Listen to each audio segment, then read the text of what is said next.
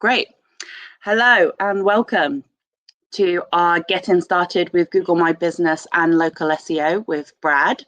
I've got a few polls to run through. So the first poll you'll see come up on your screen.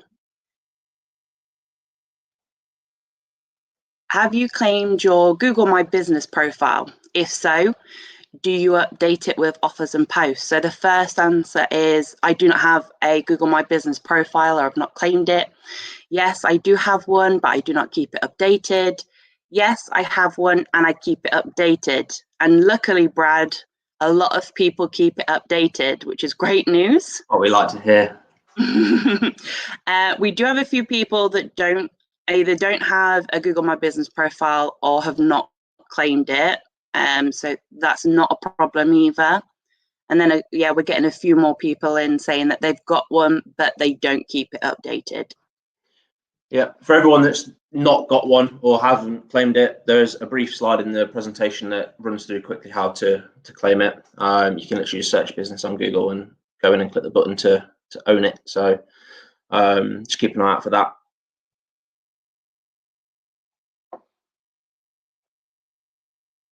Great. So the next poll is, have you used any local citation services such as Bright Local or Yext, or have any agency used any citations for you? Just a quick yes or no. Brad, can you just give us a quick brief of what a citation is for those that might not know? Yeah, a citation is just kind of like a reference to your business. So typically, citations are your business listings on websites such as Yale.com and Thompson Local and websites like that. So if you've built them manually or you've used a service such as Bright Local, they're typically the citations that they'll build for you. Great. A lot of people haven't used anyone. A few have, but we're kind of getting mainly that no one's used any kind of citation services. Also, there's also a bit in there as well that runs through the various options you've got when you're creating citations as well. And there's also a couple of reference points in there to websites where there's some lists of citations that you can be building for your business as well.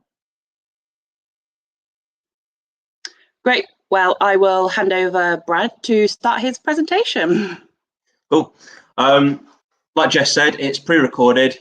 So what I'll do is I'll turn my camera and mic off and then just hit go on the video. Obviously, as it is pre-recorded, if you just want to ask any questions in the chat as we go through, and we'll be on hand to answer them as we go through the presentation. So I'll get started on this now.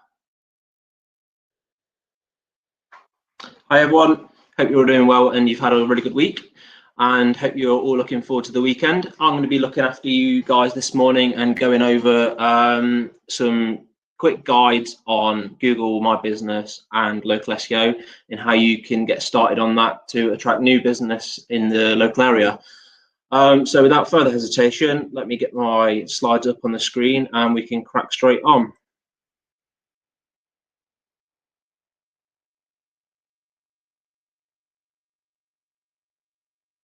Right, so yeah, as I said, today we're going to be going on getting started with Google My Business and local SEO.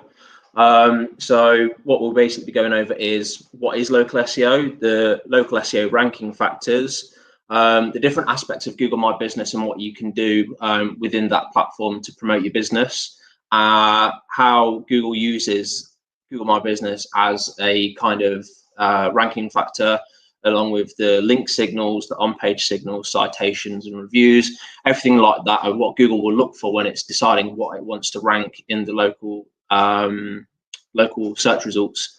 So I'll do a quick about me, always awkward. So my name's Brad. I've been the Technical SEO Account Manager at Annika for just over 5 years now, and in total I've been working in SEO for just over 9 years, I believe. I mainly work on technical SEO, so website launches, site migrations, international SEO, and also local SEO, which I've been doing pretty much for the whole 9 years that I've been working in the SEO industry. When I'm not at work, I'm either out getting lost on my bike or exploring with my little French bulldog called Ronnie. That's if it's not too hot for him, because he's a bit of a chunk. But yeah, what we're going to do is just crack on. So there's a few different, obviously, brands that we work with at Anika. So as well as working with, you know, big international, different kind of multinational businesses such as Palex and Domino Printing and Experian, we also do work with some smaller local businesses who might have multiple locations, offices, places that people can visit to come and meet them and everything, or you know, they've got physical stores or dealerships and things like that. So we obviously do a lot of local SEO for those types of people. So I'm usually the one that takes care of all that kind of stuff. So we'll start off with what is local SEO. If you've got a local business like a shop, or you provide services in certain areas, so if you're like a plumber or an electrician, or someone, you know, like a dog groomer or something like that, optimizing your website to target people in your local geographical area should always be the main priority of your website. You know, if you're a barber in Leicester, you don't want people in Manchester finding you, because the chances of them coming all the way down to Leicester for a haircut is pretty slim. So you always want to be making sure that your website's tailored to the local area and for local people, so that you can maximize those sort of conversion rates. So yeah, if you're a barber in Leicester, there's two ways someone might find you, and your website will either show up organically, you know, because you've got a relevant landing page for that, so you know your website is optimized for barbers in Leicester, or you will appear in the local listings. And what that basically is your Google My Business profile. So Google will rank these based on various different factors, which we'll go over later, but they're the two kind of main ways that someone will find you. And obviously your Google My Business as well is the kind of profile that will show up in Google Maps as well. So why is local SEO important? So according to Google, 46% of queries have a local intent, and as well as that, 29% of search results contain a local pack. So this just goes to show how many people are searching for businesses in the local area, and especially now that, you know, we're in this era of COVID, there's plenty of people that are searching for local businesses, wanting to, you know, support local businesses and keep all these types of companies afloat, rather than, you know, relying on national companies and things like that. So, you know, now it's more important than ever to make sure that you are visible in those different search results. And you can see there as well, 76% of people who conduct a local search on their smartphone visit a business within 24 hours. And 28% of those searches result in a 28% of those searches result in a purchase as well. So there's a massive scope there for people that, you know, they might already be aware of you, they might not be aware of you, they might be visiting the local area and just searching quickly on their phone for something. If you're not there, the chance of you, you know, getting the business is very slim. So you've got to make sure that, you know, your Google My Business is kind of on point, really, so that when you show up, you stand out against the rest of them. So as I said, there's a couple of different ways that people will find you in Google if you're a local business. So the first one is, if you're searching for Barbers Leicester, Google's going to bring up the local pack, which is on the image highlighted in red. So you've got your local listings there. They're picking various businesses out within Leicester. And then you've also got the main organic results as well. So that's people that are optimizing their website for barbers in Leicester. If you were to just search barbers, everybody pretty much will get a different set of results. So I've searched barbers here. I'm based in South Leicestershire and Broughton Astley. So naturally, in the local pack, Google is going to give me the local listings for people who are all relevant in my local area. So all the three main ones there that it's shown are all in Broughton Astley, but the organic results are still showing people in Leicester. So again, like I said before, these are people that are optimizing for barbers in Leicester, and because Google was using my current location is in Leicestershire, if someone's optimized for Leicester or Leicestershire on their website, I will still see them. So when Google is looking to display your website to prospective customers in the search results, it uses a lot of different ranking factors. Overall, there's about over a couple of hundred different ranking factors overall, but we're going to focus on the main few that will really have an impact on whether you show up or not. So the local ranking factors do differ slightly from the main ranking factors if you were doing traditional SEO. Obviously, Google My Business signals and things like that, and citations and reviews carry a lot more weight for a local business than they would do for a national company that's just targeting everyone in the UK or everyone around the world. So the main local SEO ranking factors for the local pack are Google My Business signals. So that will contain your proximity to the searcher. So like I said before, if I'm in Broughton Astley, Google wants to show me as many businesses in my village as possible, rather than making me travel 5 or 10 miles into the city centre. You've also got the link signals. So this is people who are linking to your website.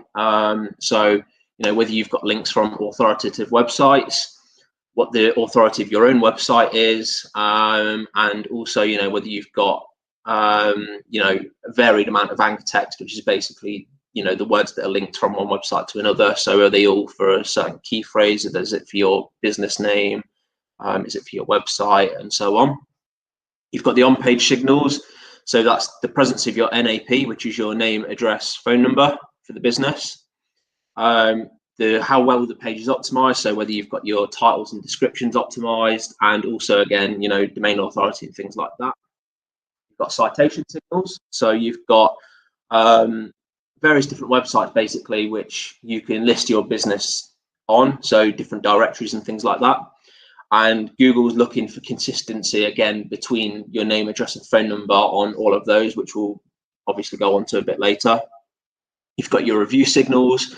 So how many reviews has your business got, not just on Google, but also on third-party review sites. So, like your Facebook page, Trustpilot, reviews.co.uk, all those types of things. It's looking for how many reviews you've got, whether, they're good reviews, how often you're getting reviewed as well. Obviously, it's not looking for to just display someone that's got 100 reviews and every single one is 5-star, because Google, they might get a bit suspicious then. It's always fine to have a few negative reviews in there, but you want to make sure that you're obviously responding to those and addressing any issues that were raised. You've got behavioral signals as well. So what this actually relates to is what the user's doing on the website. So it's how many people are clicking through to your business from the search results. So if you're on page 1 and you get 50% of people that land on this search results page, they click your business, how many people are actually going through the website versus how many people are clicking straight back into Google and clicking on a competitor. That can have a bit of an effect on where you rank as well, because Google will think, okay, so many people have gone to this website, they've not found what they've wanted, they've gone back, they've gone to this site, they've stayed on this site longer, and it looks like they've had their queries resolved. So they're naturally going to show that other website above your own. You've obviously also got to account for personalization. So this is just based on what data Google has on you, what kind of things you've looked at before, if you've been to the previous website already, if you've searched for certain things in the past, what your kind of interests are and all that kind of stuff. And then finally, you've got social signals as well. So it's just Google engagement, Facebook, Twitter engagement, Instagram engagement, all that type of stuff as well. It's kind of the same, but in a different way for the localized organic ranking factors. Naturally, link signals is the most important for that. It would be for normal SEO as well. And, people targeting national key phrases and things like that. Naturally, links is a very important thing, as well as on-page signals. And then the rest of them are kind of the same as the local pack. So, when you're optimizing your website and Google My Business, you're kind of covering both bases in one go, really. So what we're going to do now is go through some of those ranking factors in a bit more detail, starting off with Google My Business. So for any local business, a Google My Business profile is essential. Google will actually, usually create these manually from the different data sources that it can find. If it knows that you're a business located here, but you've not created one, generally you can have a profile auto-populated. It won't be the best.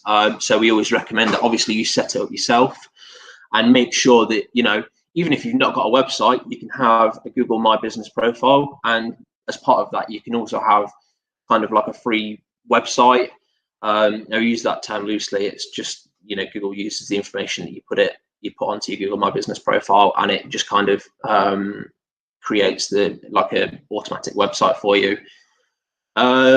So your Google My Business profile is essentially, exactly what it says. It's a profile for you to show off your business to people in the area. So you can obviously put, your address in there, your opening hours, your phone number. If you've got a separate booking system, you can link that in there. People can leave reviews for you. You can add a bit of a bio about your website, add photos, and Google will also put the street view thing on your profile as well, so that people can kind of look at your business and just make sure that, if they're trying to find where you're based, that they can get to you easily. So the first thing you should always make sure is that your Google My Business account has been verified.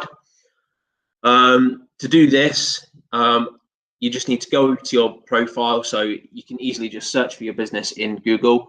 If your profile comes up on the right-hand side, there might be a button there that says suggest an edit or own this business. It says own this business. You can click that, and then it will take you through to a verification process. It's really simple to do. What you do is just, if it's not already verified, you just have to verify that you own this business. That can be done through phone or a postcard. Usually it's a postcard. So you just put in all your business details, put in the business address, and obviously a contact name for whoever's looking after the profile. And Google will send out a postcard, and it will come in the mail 3 or 4 days later. You just get that postcard, it will have a code on, and you can then just go and put that code into Google My Business. And then your profile is basically verified. You might have an issue where you already have a profile, but it's been claimed by someone else. There is a way to claim it. You just have to submit kind of like a support thing. Again, Google kind of takes you through this process, but you can essentially request ownership of the profile. And if the owner of the listing doesn't respond within 14 days, you will then get like a form to fill out, and then you can go through and start the verification process that way as well. So it's a bit more long-winded, but even if you kind of locked out of your profile, or you've forgot who it's verified by, you can still get it back. So in terms of managing your Google My Business account, you should always make sure that your business details are correct, and you should make sure that you've obviously uploaded your business name, your address, and your phone number exactly how it's displayed on your website as well. And this can even include, things like spaces in your phone number. Google can be a bit kind of pedantic about things like that. So we always just try and make sure that, if you've got numbers if you've got spaces in your phone number, that, you're kind of keeping them in the same place. It just helps Google easily associate your Google My Business profile with your website. So you should also enter as many details as possible. So start with obviously your opening hours, your phone numbers, website URLs, and things like that. So obviously for us, we've got an office. We're open, 8:30 to 5:30 Monday to Friday. And we're contactable during those hours as well, even if we're not actually in the office. You can also add more hours as well. So if you've got special hours on certain days or bank holidays and things like that, you can add those in. You can mark yourself as closed, or if you open Monday to Friday, kind of like 8 AM till 12 PM, you shut for an hour, and then you open again. You can add that in there. You can obviously add your multiple phone numbers in, so it's not just one phone number that you can add multiple in there. Always make sure that if you've got a website, you're linking to that website. And as well as that, you can put appointment links in there. So if you're using a third-party booking system, you can add in a link to your booking system. If you're a restaurant or a barber's or something and you're using, a certain thing, you can do that. Or you've got Calendly or something, you can kind of put links to those in there. Alternatively, obviously, you can just add a link to your contact page. That's fine. If you're a business that offers products and you've got an e-commerce store or anything like that, you can actually add your physical products to your page as well. So you can kind of create like a little feed and you can upload your products to that. So that'll be, the product images, the titles of your products, the price, links to the products, I believe, as well. And as well as that, if you're a service-orientated business, you can obviously add your services into there. So if you're a handyman, you can add in plumbing, heating, electrician, all those types of things as well. There's also a kind of highlight section. So if your business does anything special, you can kind of add that in there. So for example, we've got an RMD. So, we can highlight the company is woman-led. And there's also different things you can add in there as well. So, if you've got certain disability access to the business, you can add that in there and things like that as well. And also, if you are not a physical business, but you operate in a certain area, you can choose to kind of hide the main aspects of your address. So if you're a tradesman and obviously you don't want your home address visible in Google, you can add a service area. So if you operate throughout all of Leicestershire, you can basically just say, I operate within a 20-kilometre radius of this point, or I operate in Leicester, and you can then put all the villages around Leicester that you operate within. You can also add in a bio about the business. So this is just a bit of a background. So you can see there, we've got a few paragraphs there just about Anika and what we do, how we started off, and what kind of clients we work with and things like that. It just helps give people a bit of an idea of who you are and who you like to work with, and what you can kind of add to that person. So in terms of reviews and posts, customers can leave reviews, which you should always respond to, whether positive or negative. We'll push onto the reviews a little bit later on, but obviously, you've got to make sure that you're keeping on top of it. If you've got people leaving negative reviews and you're not responding to them, it's going to be a bit of a red flag for prospective customers. I know when I'm looking at things, the first thing I do is look at reviews for them. And if they've got a couple of negative reviews, which they've not addressed at all, I'll kind of steer clear and try and find someone else. But if they've took the time out to address that, make amends with that customer, then you can kind of let that one slide a bit. You can also create posts on your Google My Business profile, so a bit like obviously like Facebook and things like that. It's kind of like a mini social media type thing, so you can do various different posts. So whether that's just a general post about a service that you offer or a product, you can also add updates about what's new with your business, anything about any events you might have happening. So before COVID, obviously we ran our Leicester Digital Lives at the office. So rather than it being on a webinar, this talk would have been at our office with people physically there. So at Anika, we would add events for our monthly meetups. You can add special offers as well. So if you're running a promotion on certain products or anything like that, you can add your offer into there, and you can add the discount code that the person needs to input when they check out, or a discount code that they need to quote when they phone you up or something like that. And as you can see just at the bottom there, there's various different buttons that you can add as well. So you can add a button to book things. You can add buttons to order online, buy, learn more, sign up, call now.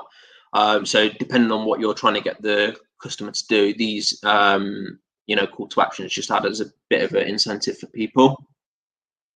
And it's obviously a great way to help people convert. So if someone is searching for a product in Google or a service, and you pop up with the knowledge graph, and you've got your post there, people are going to say, oh, look, they've got a special offer there. Let's click on those and go have a look. You can also add various categories to your Google My Business account. So you can add one primary category, and then you can also add additional categories. This helps for obviously people searching for different things. So traditionally, if someone searches for marketing agency, we should pop up. If someone searches for, a specialist e-commerce marketing agency, we should pop up. If they're all looking for digital marketing training, again, we should pop up. So the thing with the categories is just to make sure that you're adding as many as you can. Don't go in and put ones that are just not related to your business at all, because Google does kind of vet them and make sure that you're not taking advantage of it. And one thing to bear in mind as well is that sometimes Google likes to use the American English versions of services and categories. So for instance, if you're an estate agent, usually Google will say like real estate agency or something, but you're fine to pick that. And obviously when someone searches for estate agents within Google, Google knows that's real estate agency is the same thing, so it will still show you up. So if you have to use the American English version, I won't worry too much. Just still put as many as you can in there, and just make sure that you're covering all bases with what you offer. So we'll move on to link signals. The link signals are another ranking factor. Again, this is both for traditional SEO rankings and your local search rankings. So basically, links act as a vote from one website to another. So Google goes and crawls website A, they've got a link to website B. Google will think, okay, website A, these are a good website there, or they've got a good authority and they're well known in their field. They're linking to website B, so website B must be good. So it's essential that you're trying to get links from wherever you can. It's obviously a lot trickier than anything that you can kind of have a manual input in terms of optimizing your website, but just trying to get links from different websites really does help your rankings. And like I said, it is one of the most important aspects that Google looks at. That's not to say if you don't have any links, Google won't rank you. Obviously, if you've absolutely smashed all the other ranking factors, then Google won't focus on link signals so much. But we always make sure, like I said, that if you can, then you're getting links from where possible. So they do come in various types. You can have your image links, text links and anchor links. You've got directory links and citations and things like that, which we'll move on to a bit later. But if you do any of the following things, you can actually earn links as well. So if you're working with charities and you're fundraising for them, you can reach out to the charity and ask them for a link back to your website. And just if you've got a blog post that you've raised so and so for a local charity, then just reach out to them and say, would you mind posting this up on your website, and letting people read up what we've done. If you're providing free services for residents in the local area, so if you volunteer at an old people's home or anything like that, or a care home, if you provide local transportation for people that need to get to the shops once a week and things like that, there's a lot of PR and things that you can do around that, and typically the local media will kind of lap that up. If you're sponsoring local sports teams, most of the local sports teams these days will have their own websites to update the weekly scores and things like that. So it's just a case of asking them, we're sponsoring the team, can you add us to your website as well, so that we can, try and attract a few more customers from that. If you stock different brands on your website, you can reach out to those brands and say, we're a stockist, can you add us to find a dealer page or your stockist page or anything like that. Most big brands will have something like that, where they've got a map with all their different stockists on. And obviously, if you partner with any other organizations such as schools or universities, and you help out with open days or job fairs or anything like that, just reach out to them. Just make sure that you're getting any links that you might be entitled to. As well as that, if you provide discounts to local NHS workers or anything like that, a lot of NHS websites will have a discount page for their staff with links to the websites and things that will offer them a discount. So if you are offering NHS discounts and stuff, just reach out to, the local NHS hospitals and things, and or have a look on their website. If they do offer that, then just go in and have a quick look, and then get in touch with them and just say, look, we're offering discounts, would you mind adding this to your website? We've also got on-page signals. Obviously, this is the how well your website is optimized. So there's various different aspects to a web page, and there's a lot of different areas that you can optimize. So the diagram on the left-hand side will basically go over how a web page is structured. So the first thing you've got is your page title, so the title tag. Typically this, for our homepage, we've got Anika Digital Marketing Agency Leicester, because obviously we're a digital marketing agency, we're based in Leicester. We try and target, companies in the local area and things like that. And we want to make sure that if someone searches for digital marketing agency Leicester, that, we're showing up at the top. The title tag is also what shows up in Google. So you want to make sure that, you're not just doing it for SEO, you need to make sure that it makes sense to a customer or someone that's looking in Google for your business. If you just stuff it with keywords, the user's not going to like that, and also Google's not going to like that, and they're just going to either not show you, or they might just override it and put something completely different. You obviously got your URL. So for your service pages, obviously, for Anika, we do all different types of digital marketing. So we have /SEO, /PPC, /digital marketing training, things like that. We're making sure that our URLs are precise and to the point, and they also contain, our target services. So Google can kind of match up that relevancy in the URL to the service that we're trying to optimize for. And you've also got your meta description. So you should include your keywords within this as well, any USPs and your brands and things like that.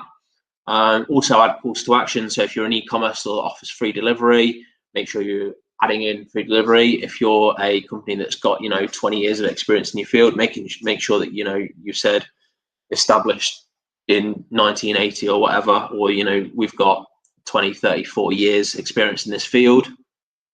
It's not actually a ranking factor, the meta description, but it does show up as the snippet in Google, and obviously we need to make sure that you're optimizing that and enticing people to click your listing rather than everyone else's.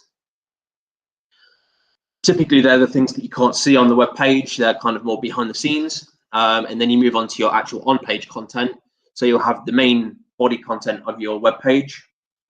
Within the body content, you've obviously got to make sure that you're talking about the service that you're providing, including keywords, the local area. So obviously, like I said, if you're a barber in Leicester, you want to make sure that, you're mentioning, barbershop, and then Leicester and local areas and things like that. You've also got your heading tags. So you should have one single H1 tag on the page. This, again, will be, the main service that you provide. So for Anika, typically our H1 tag would be, digital marketing agency in Leicester. And then that's the most important heading that Google will look at. So that's why we have a single H1 on the page. And then you've got your H2 tags, H3 tags, H4 tags, and so on. They don't have as much authority and as much weight carried on them, but obviously you just need to make sure it's, it's related to the services that you're providing.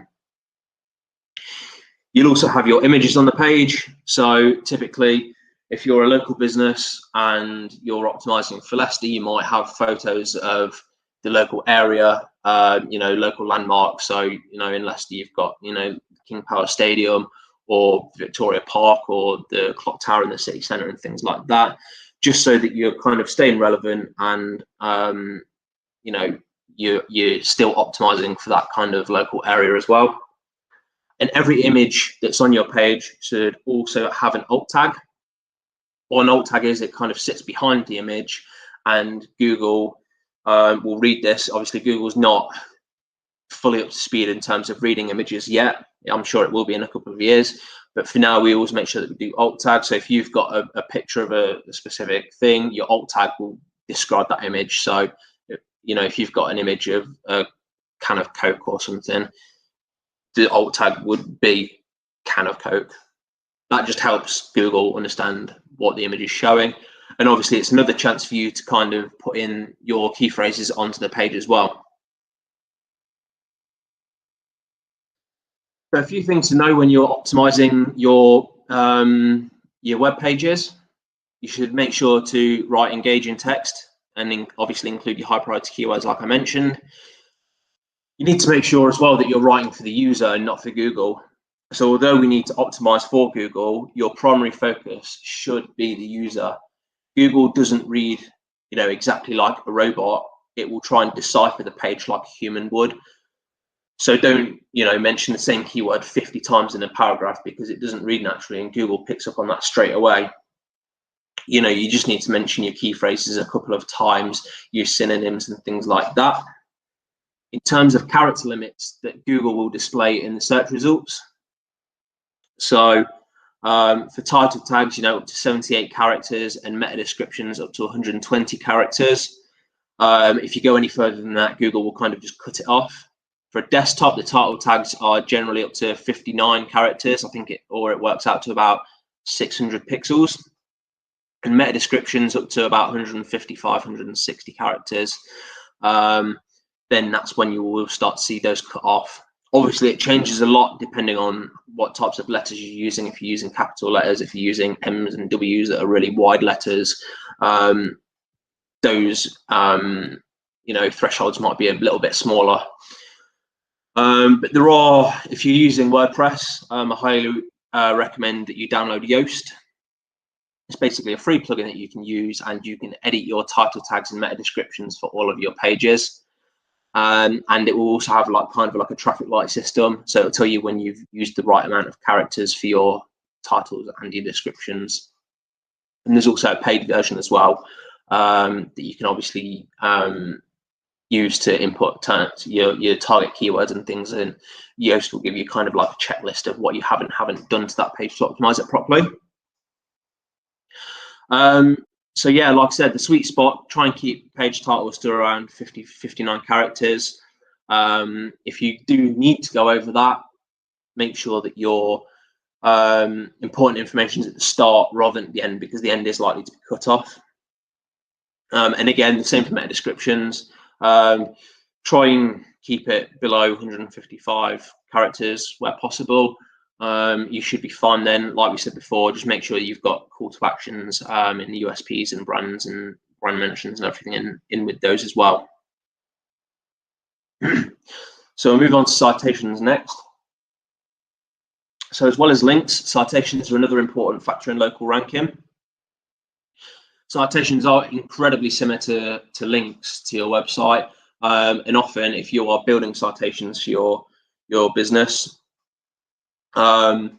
you will also get a link. Some of them you won't, but that doesn't necessarily matter.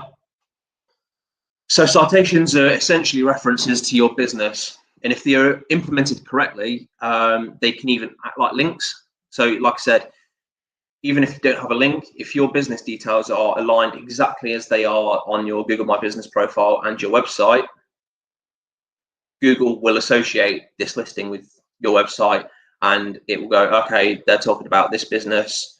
They'll link the two together, and essentially it can sometimes carry as much weight as physical links themselves. So citations are typically found on local business directories such as Yelp, Foursquare, Silex, Scoop. There's hundreds and hundreds out there that you can submit your website to. Most of them are free as well, and some of them have their own internal review functionalities and things like that. So obviously most people will be familiar with Yelp. They are for their own paid services and things like that, and they are also used a lot by people to find local tradesmen and things like that. So just making sure that you're listed on these websites and that your business details are fully aligned will really help out with your local visibility. And a lot of these as well, so particularly Yale.com, you'll find if you search for specific trades in the local area, there'll be like a little button to Yale or any other local citations at the top.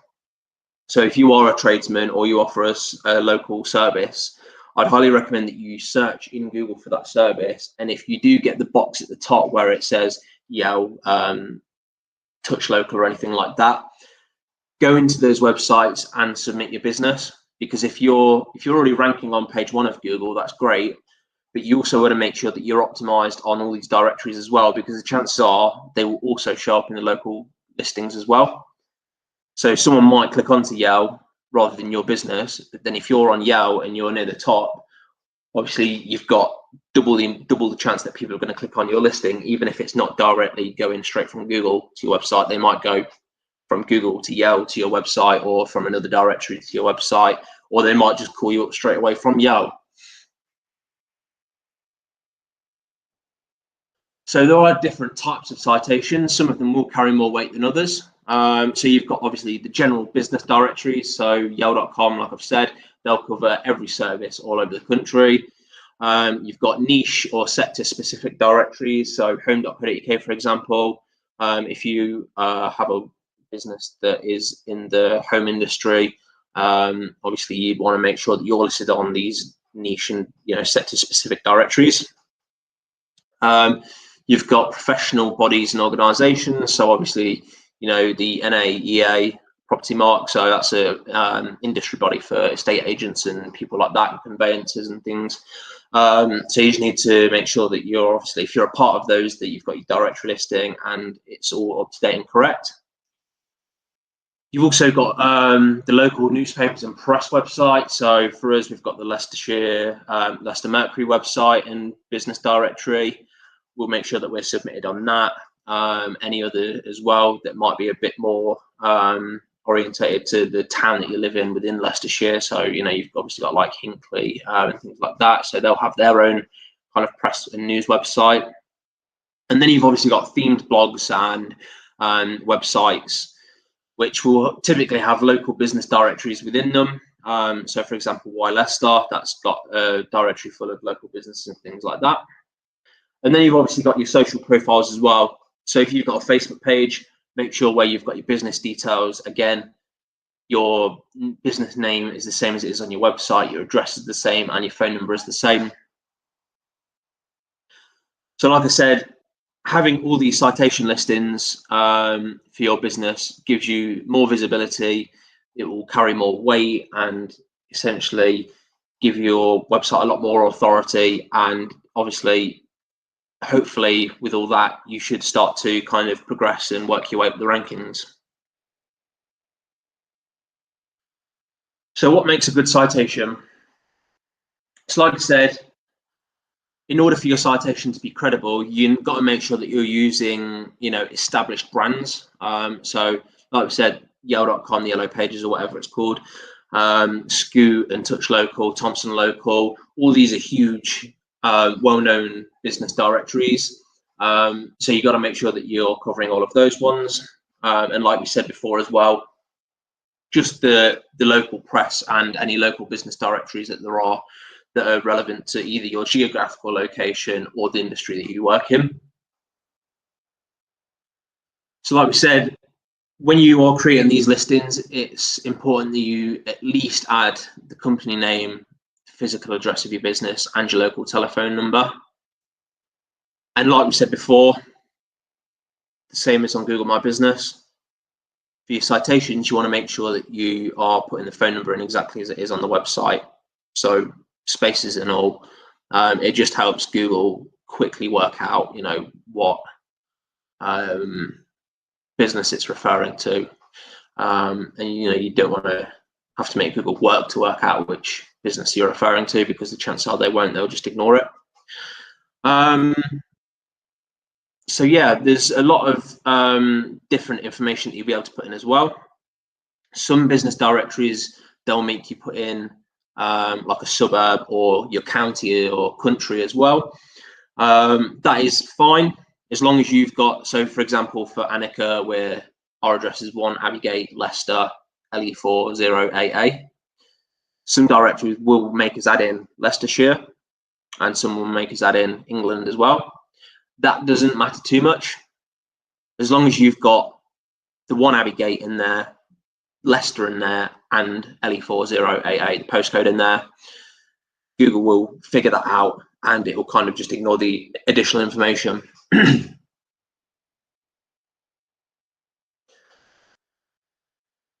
So like we said, just align that details, make sure everything's correct. If you've already got listings on these websites, just go back through and make sure that you've updated them.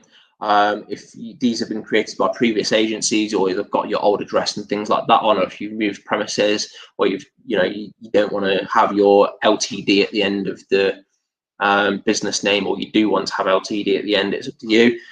Just make sure that it is consistent across all of them. Most websites you will be able to go in and recommend a change or claim the listing like you would Google My Business profile.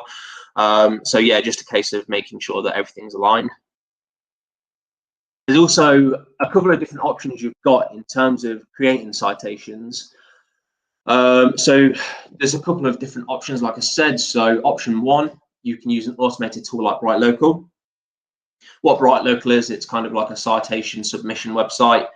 So what you will do is you'll go into BrightLocal, you'll say, okay, I want to submit my website to these 25 citation websites. Here's all my business details. So this is my name, this is my address, this is my phone number. These are the services that I offer. Here's my business logo. Here's my premises photo, a photo of the shop or whatever. Here's the opening hours. Here's the products that we've got. And all these different informations. Here's when we were established and things like that. BrightLocal will take all those details and upload them all exactly the same to all 25 websites. You can also pick the websites you'd like to be listed to as well. So if you've got, a list of 20 that you definitely want to be on, you can, make sure that they are the priority ones. And then it will also suggest anything that's either local to you or is good for the industry that you work in. And you can also select those as well. The second option is obviously do it all manually. So typically, if you just search for best local directory websites for the UK or best citation websites for the UK or Leicestershire directories or something like that, typically you'll get a load of results up that have a lot of lists on there, and you can go through and manually submit all of your different business details to those one by one. Obviously, if you're a small business with a small budget and you can't, factor in paying $100 or whatever it is for BrightLocal, then the manual option is going to be your best option. You could probably do 10 detailed listings in a couple of hours. Some of them you literally do in 2 minutes because they just want your name, address, phone number, and your website URL. Some of them you have to put in quite a lot of business information. So typically what I would do is lay out all your basic information, write kind of like a little bio about the business, make sure you've got your opening hours there and everything as well. And then just go through, submit them all once I've done all that hard work, and just kind of go through the stages of going through each website and making sure that I've submitted them all with the details exactly the same. Like I said, the benefit to that is the fact that it's free. The drawback is it's going to take you a few hours to do it. It'll take you the best part of a day to upload to 20 or 30 citation websites, whereas with BrightLocal you just have to submit details once. They'll do all the legwork for you and then provide you with a report at the end of everything that they've done, as well as links to your directory listings. The drawback of that is you obviously have to pay for the service, which I believe is $75 plus VAT, so it's probably about £70 altogether. So if you think about if you've got to submit 20 manually, it's whether you claim those 4 hours back and just pay £70 for a tool to do it, and they will obviously upload all your details consistently without error as well. So moving on to reviews. When deciding what websites it wants to rank in the local listings, Google will often take into account the reviews that have been left for your business. So if you've got your Google My Business profile and there's no reviews on it at all, Google will think, no one's using this business, or they're not taking the time to review it. So should we really be showing this business over another business that has, 50 reviews, most of which are really good? So having real life reviews from actual customers is essential. Making sure that once someone's used your service, you're asking them to leave a review. If you've got point of sale systems in your business, obviously trying to entice people and make sure that they're filling those out to leave a review. Obviously not at the minute, because you don't want everyone touching everything at the same time. But once everything's back to normal, obviously making sure people are leaving reviews and things like that. And also making sure that if you're sending out emails to clients and customers after they've made a purchase or they've used your service, if you're sending them out an invoice or something, just make sure that you've got a link to, if you liked our service, here's a link to our Google My Business profile. We'd really value it if you left us a review. Google will also pull through reviews from the web. So you can see in the image, you've got reviews from the web there. So they've got 5 out of 5 for a website called Booksy. They've got 116 reviews on there. So if you're using a third-party review system, Google will also pull those through. I think there are some kind of targets that you have to hit to make sure that they show up for certain websites. But I think from, for the big ones like Trustpilot and Facebook and reviews.co.uk and things like that, once you've got, a handful of reviews, they should start to pull through. And obviously having multiple places for users to leave a review will give people a lot more confidence to use your business. So if you've got, 4 or 5 out of 5 stars on your Google My Business account, and then you've got 5 out of 5 on Trustpilot and reviews.co.uk and your Facebook page, obviously it's going to, give people a lot of trust to go ahead and try and use your services themselves. There's also a new coming soon section to Google. So it's just been announced that there's something called Google Guaranteed and Google Screened. These are primarily for local businesses, and it's currently in the US. Typically, they will use things in the US first, see how it goes, and then kind of roll it out to the rest of the world. What this basically is giving people a Google Guaranteed logo. So if you are a tradesman, you can apply to be Google Guaranteed. The vetting process, from what I've read, will be a lot. Google wants to make sure that if they're recommending someone and giving them a green tick, that they're not going to do a bad job. They're not going to take the customer's money and kind of run. So Google will vet you. It can take a few weeks or even months. And the badge is so trust orientated that if a consumer is unsatisfied with the work that you've done, Google would actually refund the amount for that service. And I'm sure they would also look at revoking your Google Guaranteed status as well. So that's something to, bear in mind moving forward. I'm not sure when it is going to roll out to the UK, but I would imagine it will probably be within the next few months that we start to see this roll out to the UK. It will likely be a paid service as well, along with the new Google My Business profiles as well that they'll be rolling out as well. It looks like they'll be moving to a optional paid platform for Google My Business as well. So that was everything from me, really. Hopefully you found it all useful. We are running a few different offers at the moment. So obviously we've got free consultancy with one of our channel specialists. So if you are needing a bit of advice on how to get through the current COVID situation, and you need a bit of a steer in the right direction, or you want to know how we can help you out with running local service ads or anything like that, obviously get in touch and book now. We're also running discounts on our DMI courses and CIM courses. These are both in person and virtual, I believe. So you can find out more about the next courses that we'll be running. And we also have a learning portal as well, which we've set up during the coronavirus lockdown as well.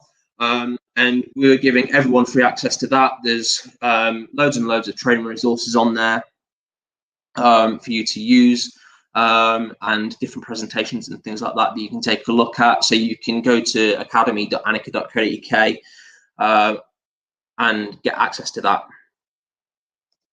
But that was all from me. Next week we do have Sarah Ross. She'll be doing a webinar around PR and how to earn links for your business.